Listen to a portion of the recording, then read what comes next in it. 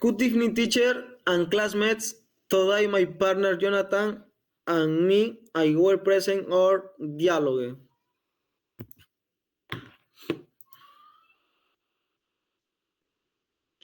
Good evening. Good evening. What's your name? Uh, my name is Ronald, and you? My name is Jonathan. How are you, Jonathan? FaceTime Ronald. And you? FaceTimes. Where are you from, Ronald?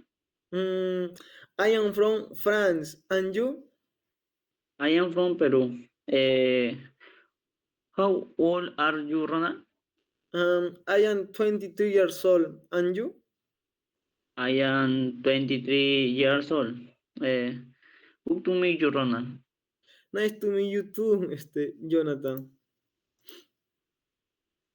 Ronald, do you like playing soccer? Yes, I do. I play soccer. I play soccer on Sundays. Do you play soccer? No, I don't do that. I watch movies. Do you watch movies? Yes, I do. I watch movies. That same go to me.